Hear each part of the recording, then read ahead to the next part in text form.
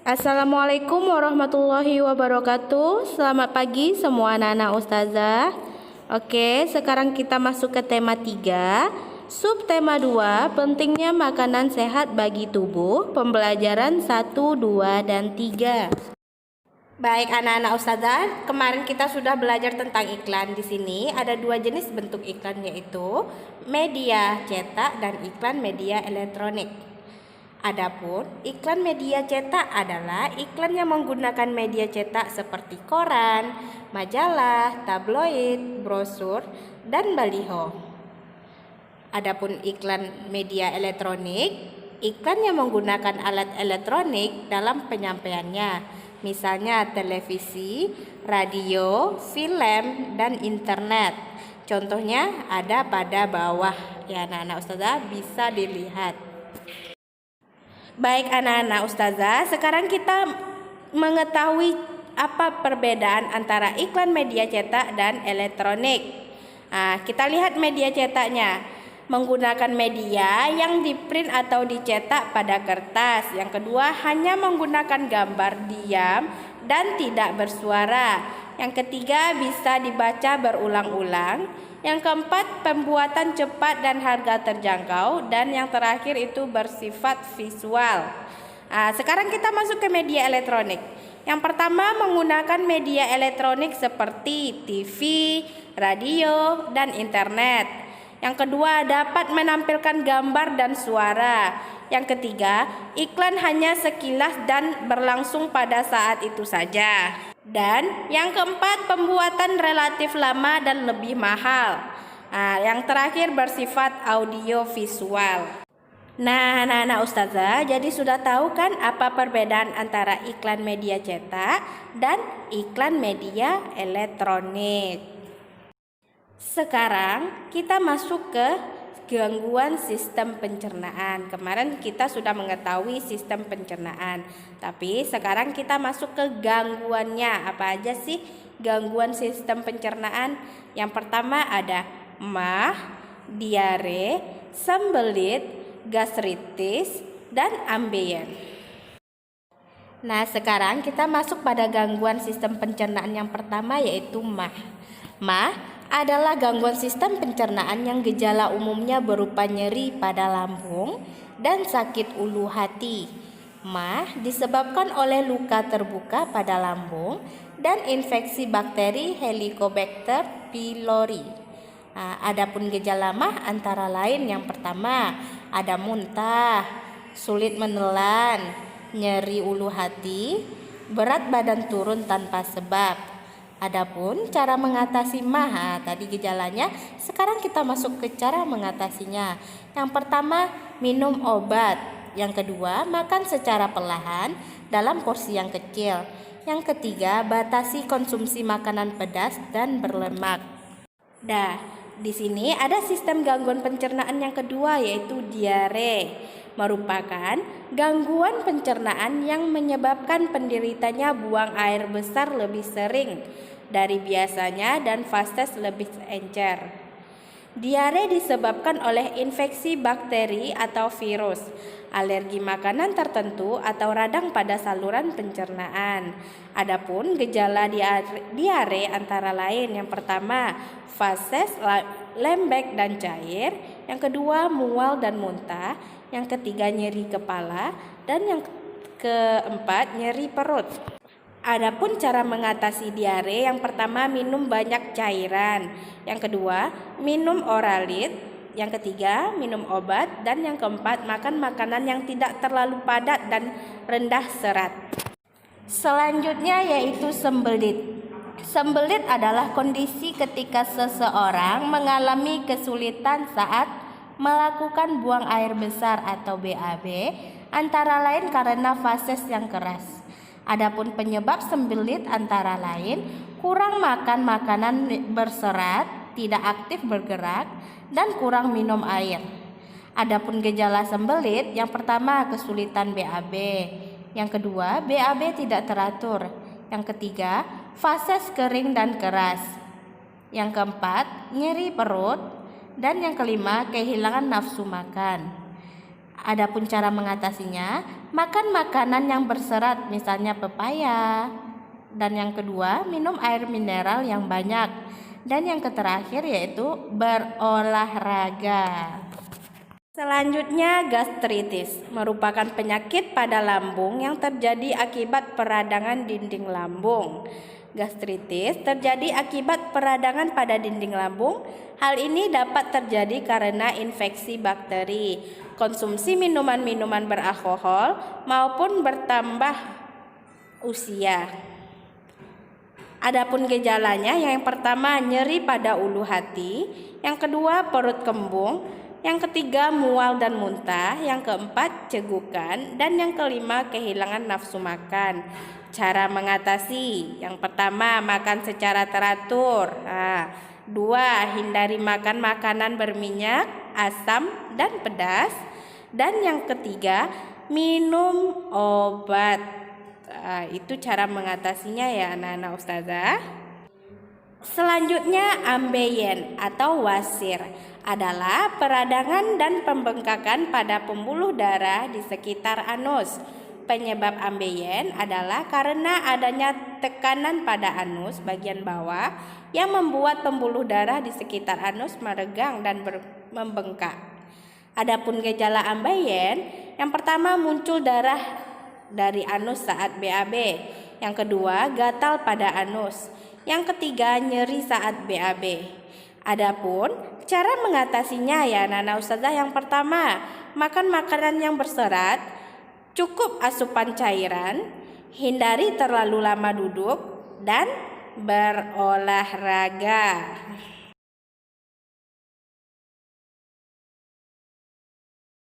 Diare ditandai dengan encernya tinja atau feses yang dikeluarkan atau buang air besar dengan frekuensi lebih sering dibandingkan dengan biasanya.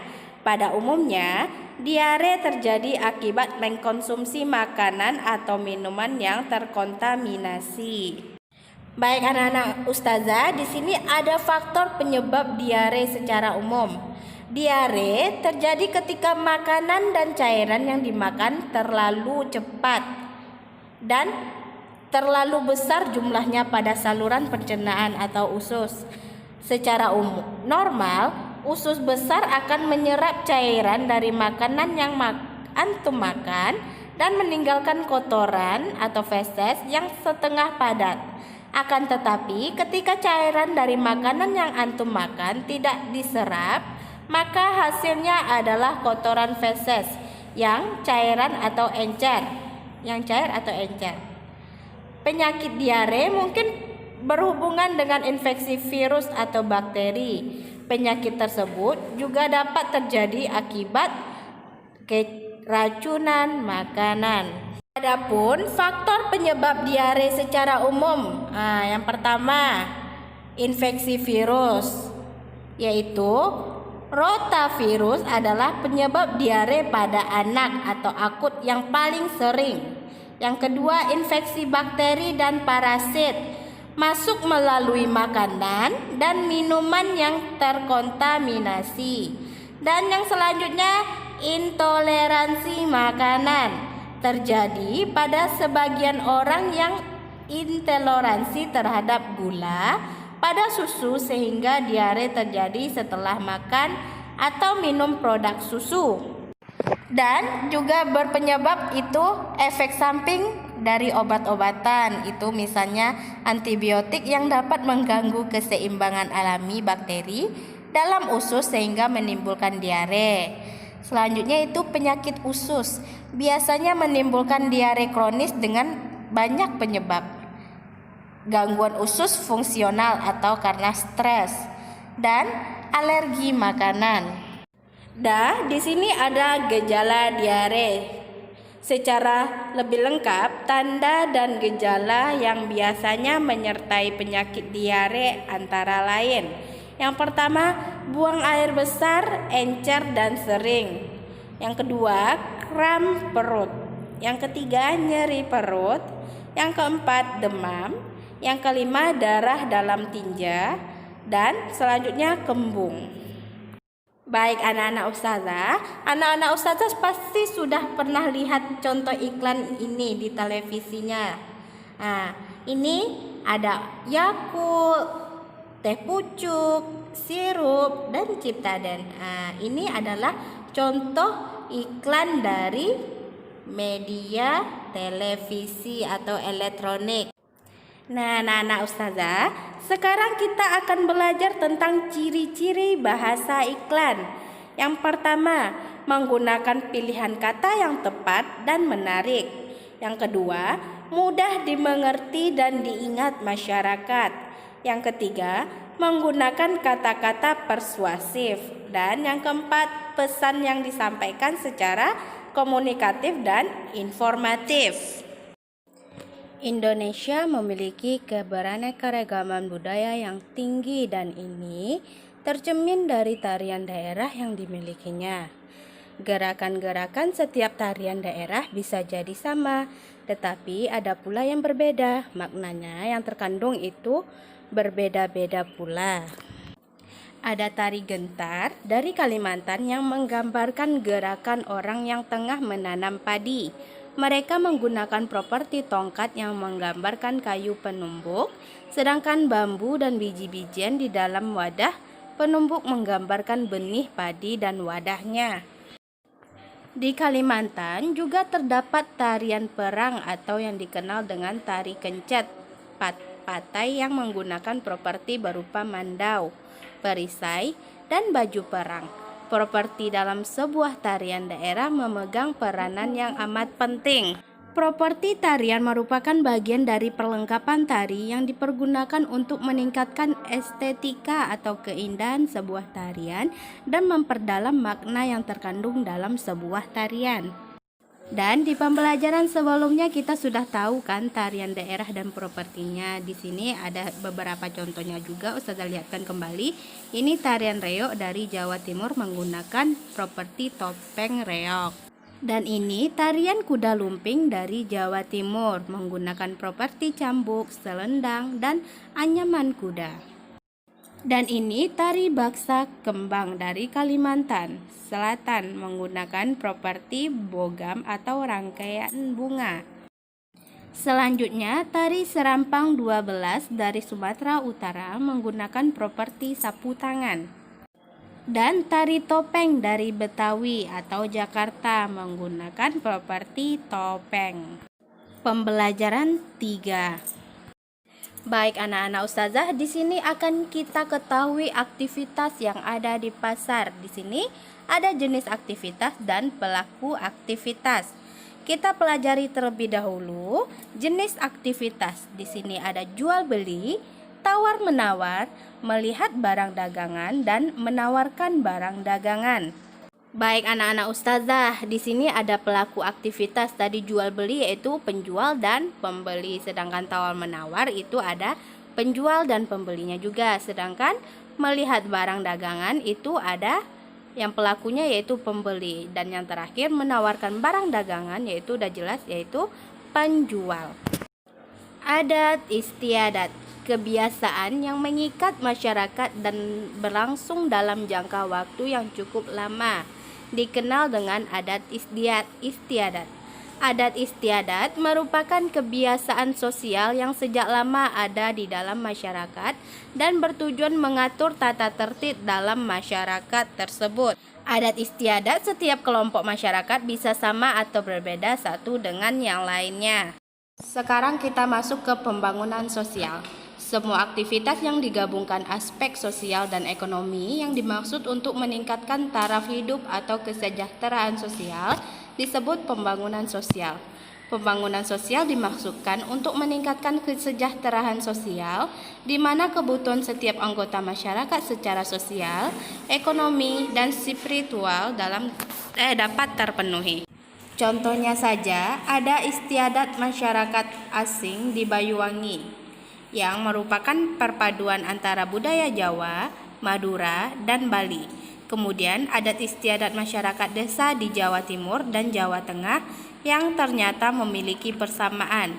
Salah satu persamaannya bahwa mereka memiliki ikatan yang berdasarkan pada persahabatan. Mak Meugang atau juga bisa disebut dengan Meugang merupakan salah satu tradisi masyarakat Aceh dalam memuliakan 3 monumen penting dalam ajaran agama Islam. Dilaksanakan tepat 1 hari sebelum memasuki bulan suci Ramadan, hari terakhir berpuasa atau 1 hari sebelum memasuki hari raya Idul dan sehari sebelum Idul Adha. Setiap awal bulan Muharram, masyarakat perkampungan nelayan rutin mengadakan upacara syukur laut. Namanya memang sering berubah-ubah, pernah dinamakan hajat laut, pesta nelayan, pesta pantai, dan masih banyak lagi. Namun inti acara ini tetap satu, yaitu bersyukur kepada Tuhan atas ikan yang melimpah. Tedak Siten merupakan upacara adat bagi bayi usia 8 bulan ketika mulai belajar berjalan. Tujuannya adalah sebagai ungkapan rasa syukur orang tua atas kesehatan anaknya yang sudah mulai bisa belajar berjalan.